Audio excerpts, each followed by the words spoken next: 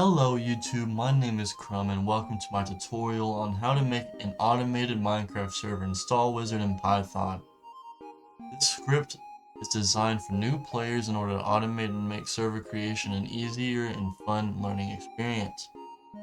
We're guiding you through a series of tasks to set up and manage a Minecraft server, and the end goal is to have a script that prompts the user to select and execute tasks in order to simplify the process of setting up and managing the server. Alright, without further ado, let's get into it. The first thing you're going to do is go to github.com and create an account. Once you have an account created, you're going to want to create a repository. You're going to go in and click New Repository. Here you can name it whatever. I'm just going to name it Server and I'm going to set it to private. Next thing we're going to want to do is to create a new file onto this repository. And this file can be named anything. I'm also just going to name it Server. You don't have to put anything inside of this field. You're just going to go on ahead and hit create server. Now that we have that done, we're going to go ahead and pull ourselves back to the main menu of the repository here. Then we're going to click code right here and going to create code space on main. Now a code space on GitHub is a VPS, a virtual proxy server, which is accessible to everybody and is free. Gives you 32 gigabytes of RAM and 32 gigabytes of storage and 16 gigabytes of RAM. Now the only downside to this VPS is that it's only up for about 4 hours max, and you can change this by going into the GitHub settings. So without further ado, let's go ahead and get into this. So here we're on our VPS screen, and you can manage all the files that are going to be in the server from over here, but we're just going to be using this right here for the main part. So the first thing I'm going to want to do is go into admin. So we're going to type sudo su. The next thing I want to do is update everything. This includes the package list, install the packages, install any new packages or dependencies, update Python, these types of things. So the first thing we're going to do is update the package list. So we're going to type sudo apt-get update, and you'll see this long line of commands going. It's just fetching and downloading everything. Don't worry about it. And we're going to type sudo apt-get upgrade. To upgrade everything, you're going to go ahead and press Y to continue on that. Alright, so after all of that is done and the packages are updated to the latest version, we're not done yet. We're going to go ahead and install any new packages or dependencies that may be found. By doing this, we're going to type sudo apt-get install-y. I know I'm typing sudo and I understand I don't have to because I'm already in root, but it's just a habit. So the next thing we're going to do is we're going to update the Python packages using pip. We're going to do pip install -upgrade pip. I'm just going to let that run through as well, and after this finishes, we'll be ready to get into the code. There it goes. Already satisfied, even a bit better. So the first thing that we're going to want to do is clear the screen. And we're going to type nano, and we're going to give this script a name. We'll just call it install.py. We're going to do nano install.py, and what this is going to do is it's going to open the install folder, the install file, but also create it. We're going to go and press enter, and you see there it is, and it's created. We're going to go ahead and exit out of there. Oh, no.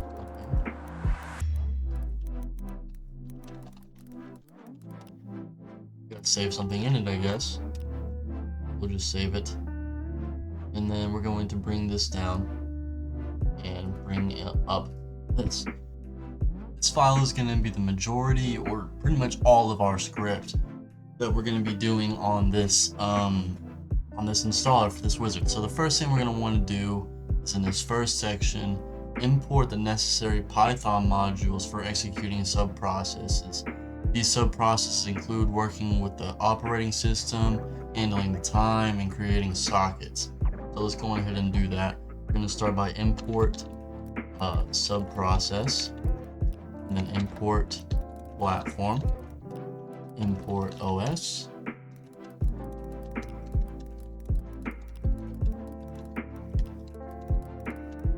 import all of those.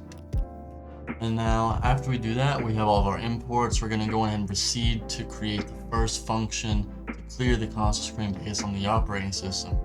So we're going to type def clear screen, and then those things, semicolon, and then if platform.system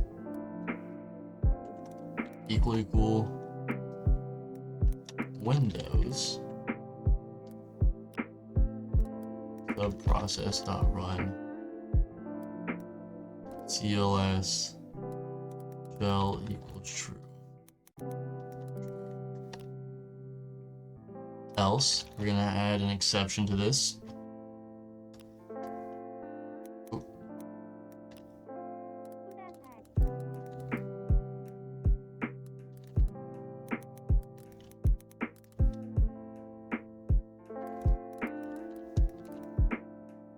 Alright, so that's our function for that. This uses the subprocess module to run system commands. And then next we're going to create a function to create a shell script for ngrok with provided authentication token. ngrok is our tunneling that we're going to be using so that we can actually port forward the server and allow other players off of the connection to join it. So we're just going to find create ngrok script auth token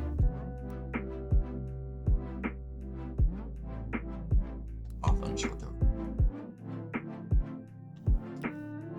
ngrok script content equals f, and then we're going to write the contents of what's going to be inside of the script. We'll start with hmod plus x ngrok to give it admin, ngrok auth token,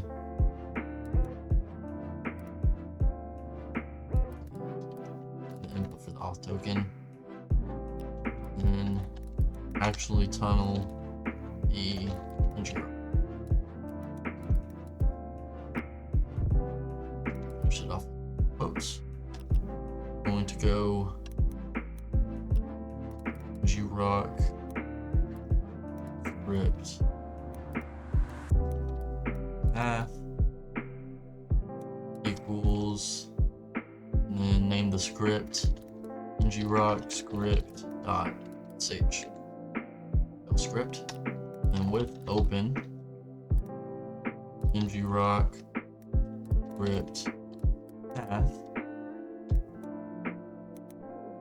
comma it's file dot write ngrok script content. Now we need to set and execute permission for the ngrok script. Alright, yeah. We're gonna do os.chmod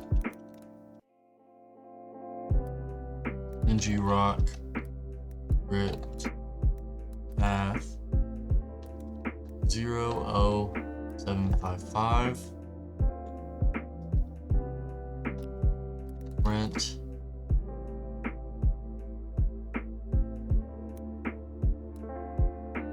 f ngrok script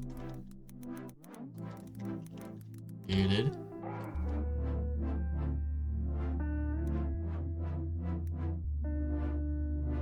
ngrok script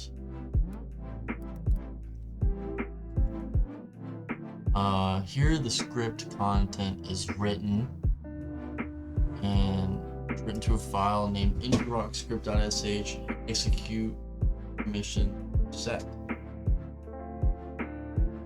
Now we need to make a function that runs a shell command using the subprocess module. I'm going to do define run command,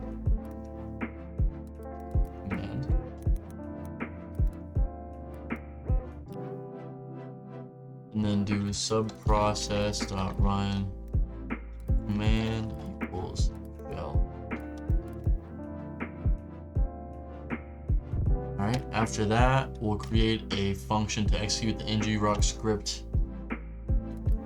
We're gonna do define run ngrok script. That, do that. Subprocess.run.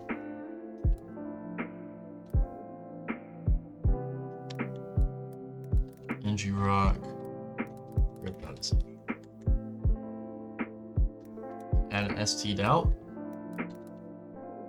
Subprocess.pipe and stdir equals subprocess.pipe, and then shell equals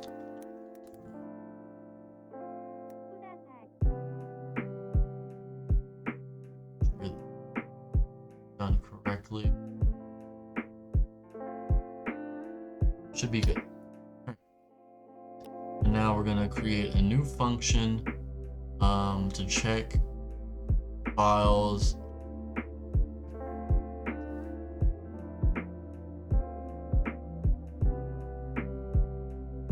We're gonna create a function to check, just make sure the server has started. So we're gonna do define verify server started. And then we're gonna add a sleep. You can adjust this to however many seconds you want, but I'm just gonna do 5 seconds.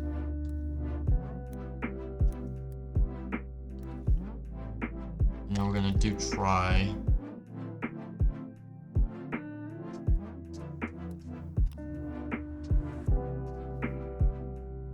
Alright, now we're gonna do try with socket.create connection localhost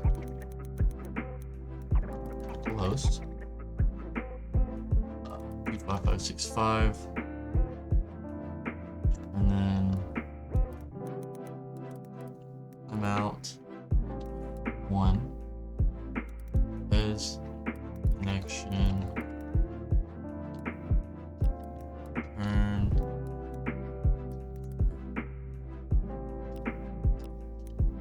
accept exception socket.error socket timeout turn false. Now we need to add a file check function. So we're going to do define is file downloaded. This is to check to see if the files, the server.jar and the ngrok file are already downloaded. And do file path return os.path.isFile file path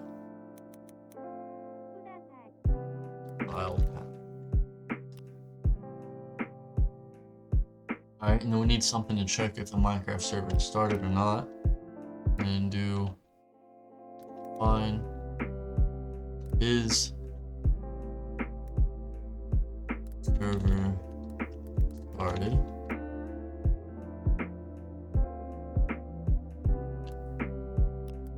Turn verify server started. Falling back to that other definition, so that after completing the first start, we need to verify the ULA. So here's a function for that. If line is ULA set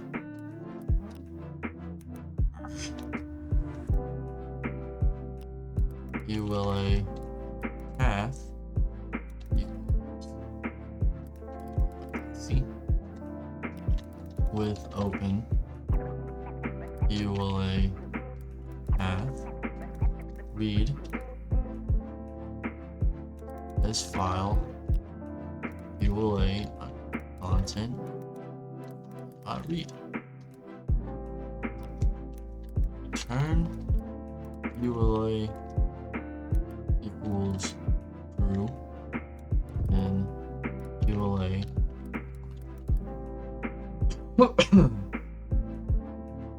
our ELA there. Now we're going to add a function to check if the ngrok script file exists. So we're going to do define is ngrok script exists, return os.path.is file sh. Alright.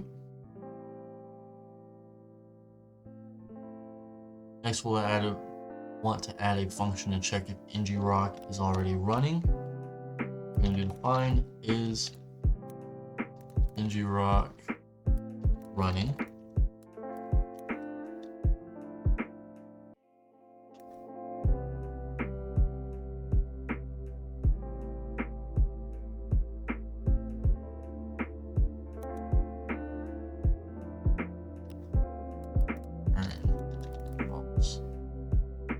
I forgot the code for this right here, so we're just going to, we'll just set it as that right there. So then we're going to do define is start script exists, return os.path.is file start server.sh. Now we need to add a GUI for the tasks. We have everything defined now. We're going to start working with the functions. So let's make a screen that displays all of the tasks with an explanation. So we're going to call it explanations equals and then 3 quotes, and then we'll do an explanation.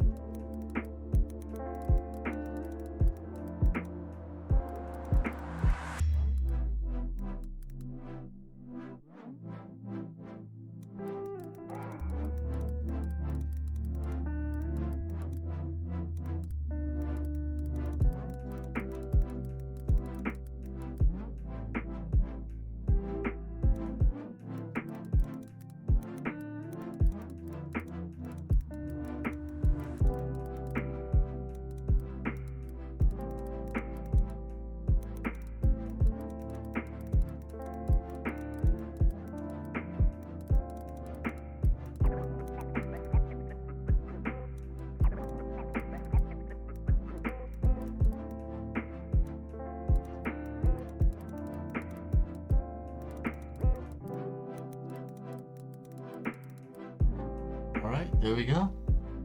Finish writing down the explanations for that, and we're just going to finish it off with quotes. And move on to the while true main loop. We're going to type while true, clear screen, print. We do clear screen so that it keeps everything on a for a clean display. Then we're gonna do print explanations, and then selected task equals input. And then this is going to be a prompt the user to select their task or exit the program. So we're going to do select your task. 1, 2, 3, 4, 5, 6, 8.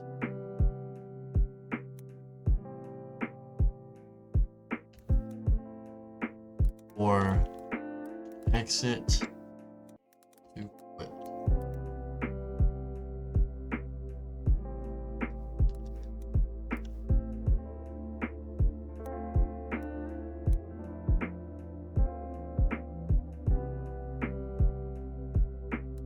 Right.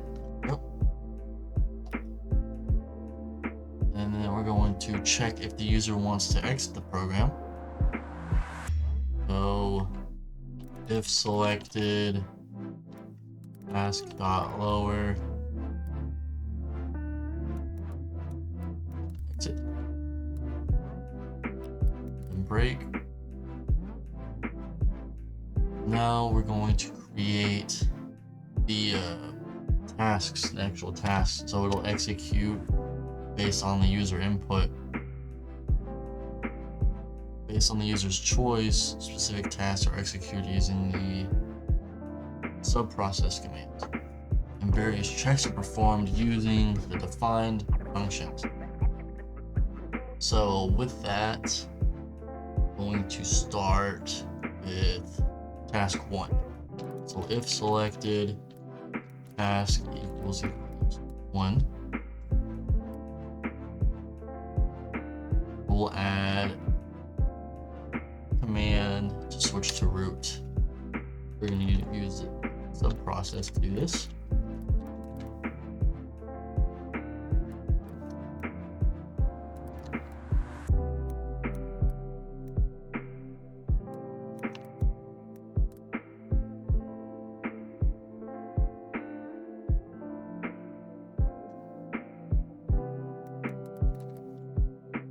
stdin subprocess type tdout subprocess type and stdir subprocess.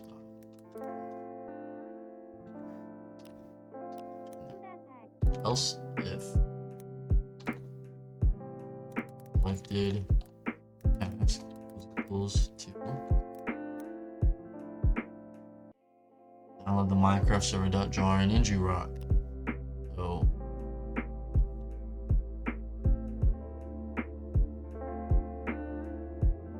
if is file downloaded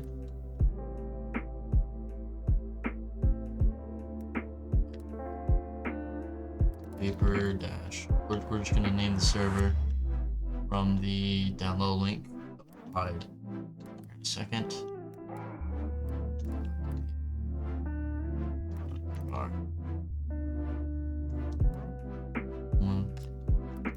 Print files already downloaded,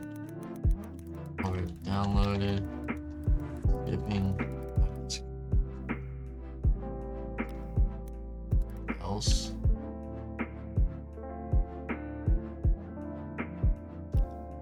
run, and we'll put our links in here. We're gonna use wget, download these links. First link is a papermc link to download the .jar. Second link is a transfer.sh link, download the ngrok file. Now we're going to go ahead and go into task 3. Do elif selected task equals 3, start the Minecraft server. If is server started, semicolon, print server already started, skipping task, and then else run command java xmx 16g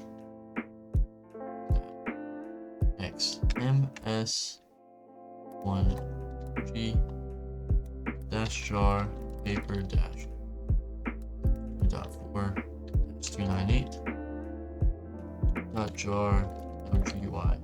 This command is important to run any Minecraft server, so it's probably best that you memorize this line.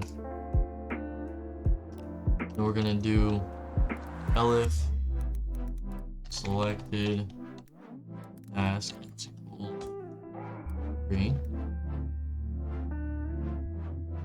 Oh no, we just did that one. Didn't get much sleep last night. Alright, so we're gonna do select task 4 to kill all the Java processes. We're just gonna do run command.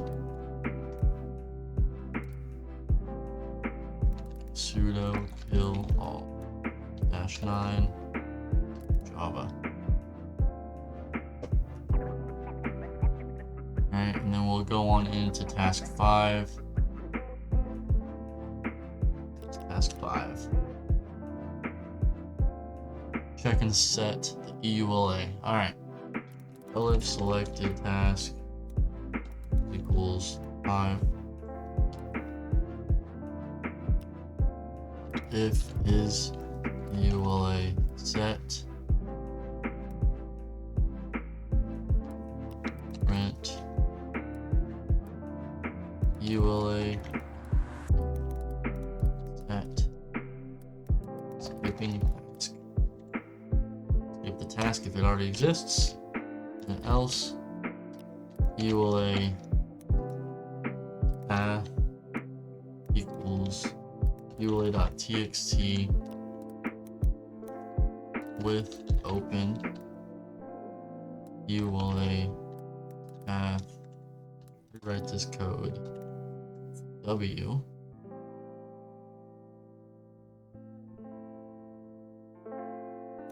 as file dot write EULA equals.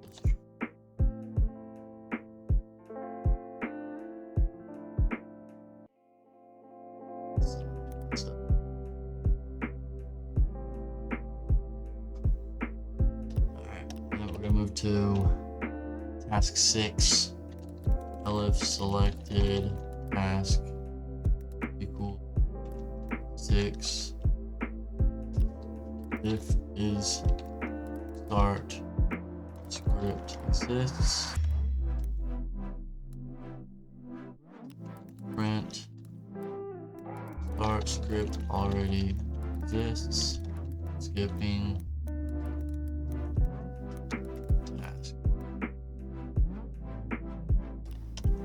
else start script content equals 1 2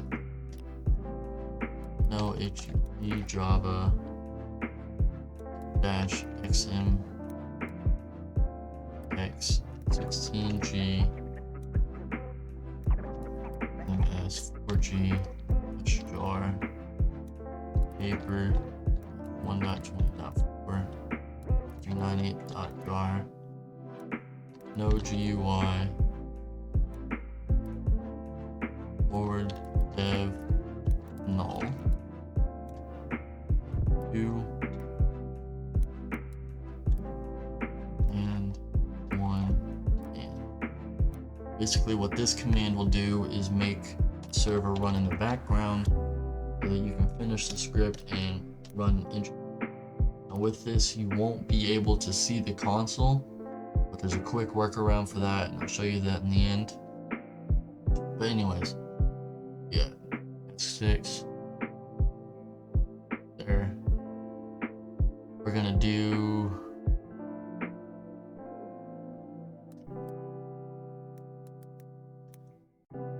start script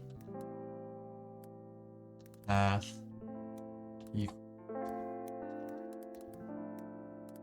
server.sh with open start script path w is file dot write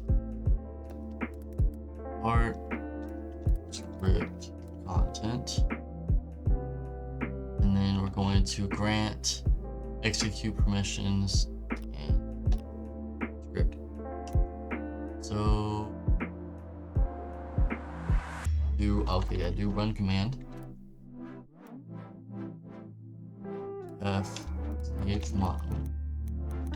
fchmod plus x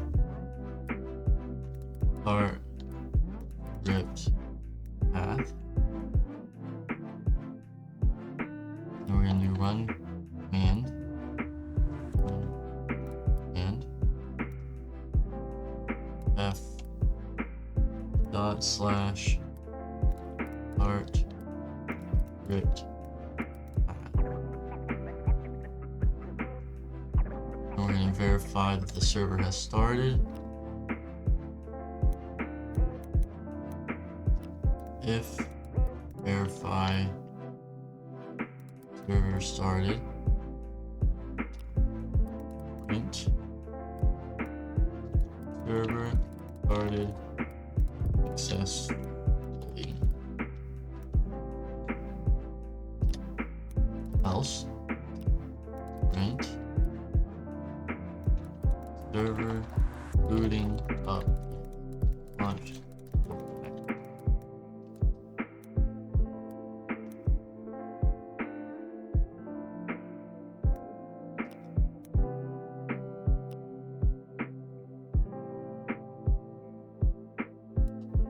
We're going to do task 7, almost to the end here.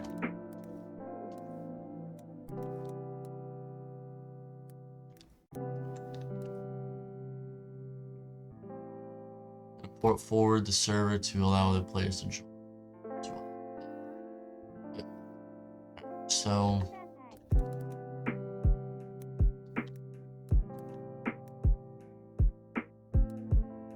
if ngrok script exists, print ngrok script this skipping task, else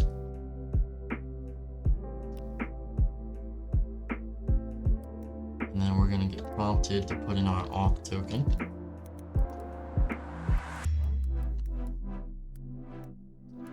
Enter your ngrok authentication token.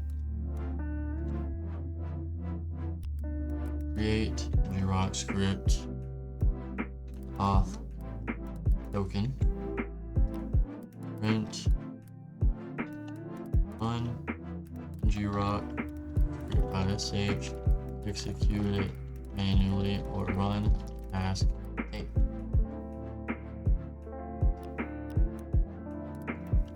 Alright, and then task 8 selected, task 8 if is ngrok running, print ngrok is already running, skipping task, else run ngrok script. So after each task execution, the user will be prompted to enter to continue. It's pretty simple, and we need to indent this correctly.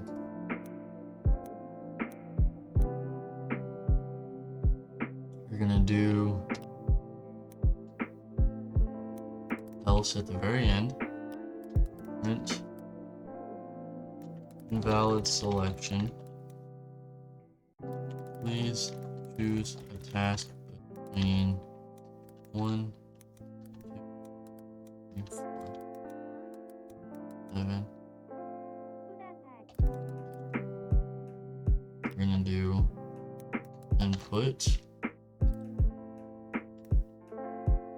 slash and press enter,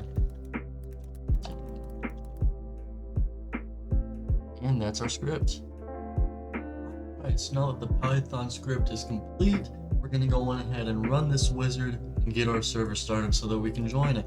Without further ado, let's go on ahead and type python install.py, and here we're greeted with our menu that we created. We're gonna go through each task one by one, first to last. So let's go ahead and do that. Downloading server in ngrok. Starting the server for the first time. It's not going to actually start the server. It's going to tell us, well, you haven't accepted the EULA, so you can't start your server yet.